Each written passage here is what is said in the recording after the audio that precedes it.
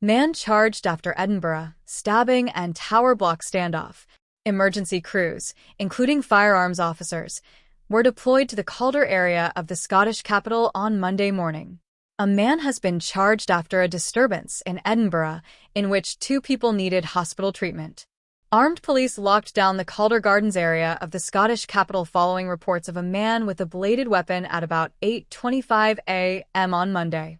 A standoff followed within the Cobbinshaw House tower block, which eventually came to an end shortly after 3:30 p.m. Police Scotland said the incident was not being treated as terror-related. The suspect was arrested in connection with a disturbance and was quietly removed from the building via a back door to avoid the large crowd that had gathered at the front.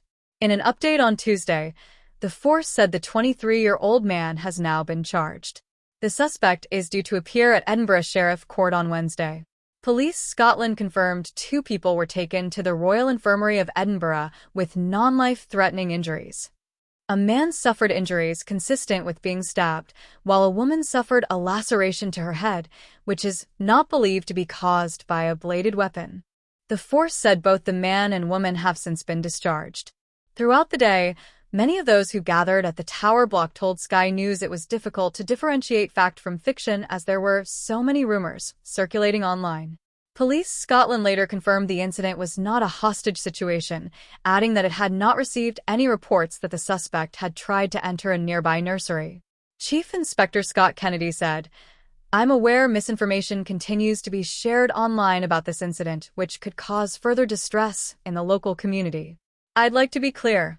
We did not receive any reports of a man attempting to enter a nursery or any educational establishment, and this was not a hostage situation. While we understand what happened was frightening, I'd ask people to avoid speculating about the details and be mindful that false information could affect any future court proceedings. We still have a police presence in the area for reassurance, and I thank the public for their continued assistance and support." Chaos and calm inside the Edinburgh stabbing and tower block standoff. On a crisp early morning in Edinburgh, the everyday rhythm of daily life was suddenly shattered, not by the distant sound of sirens or a far-off headline, but by an event that unfolded block by block, in real time, before the eyes of residents and neighbors alike. What began as a routine Monday rapidly escalated into a scene of fear, urgency, and, ultimately, police containment. At around 8:25 a.m., emergency services were called to the Calder Gardens area in the west of the city after multiple reports of a man seen armed with a bladed weapon. It didn't take long for the situation to turn serious. 2 local residents were taken to hospital, one with injuries consistent with being stabbed, and another with a head laceration that authorities later said was not caused by a blade. Within minutes, what could have been a fast-moving police incident became a marathon of tension. A neighborhood frozen in fear.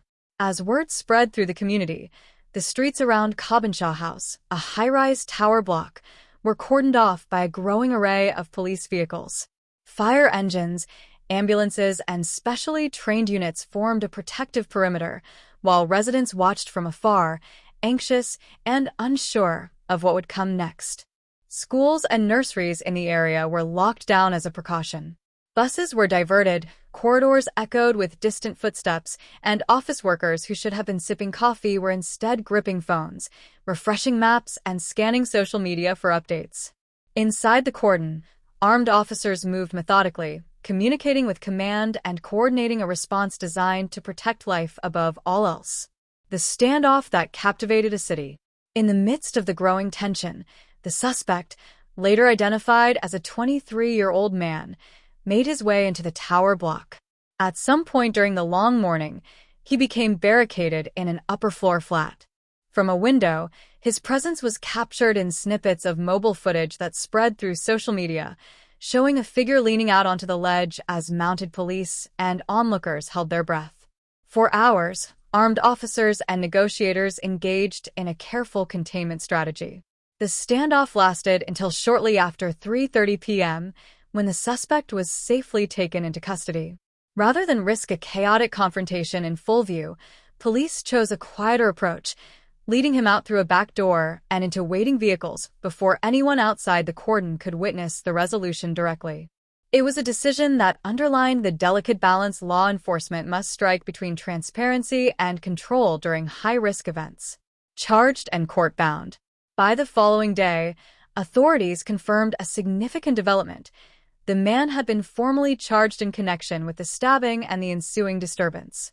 He is due to appear at Edinburgh Sheriff Court, where prosecutors will outline the case against him. Chief Inspector Scott Kennedy, speaking on behalf of Police Scotland, addressed local concern. While the incident was frightening for residents, there was no ongoing danger to the public, and the situation was not being treated as terrorism-related. He also urged people to avoid speculation, especially online, as misinformation could complicate the legal process ahead. Both individuals who were injured during the early morning incident have since been discharged from hospital. Rumors, reality, and public reaction.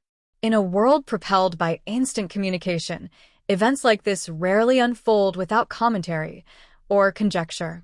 During the tense hours of the standoff, social media filled with fragmented clips and unverified interpretations of what was happening. Some claimed the suspect tried to enter a school or nursery. Others described chaotic scenes at a nearby convenience store. Police, however, were careful to clarify what was fact and what was not. There were no confirmed reports of anyone being held hostage or any school being breached by the suspect. For the residents of Calder Gardens, the experience was unavoidably visceral.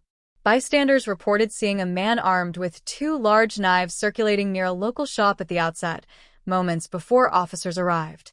Emergency responders worked through crowds and confusion to establish control and, ultimately, prevent further harm.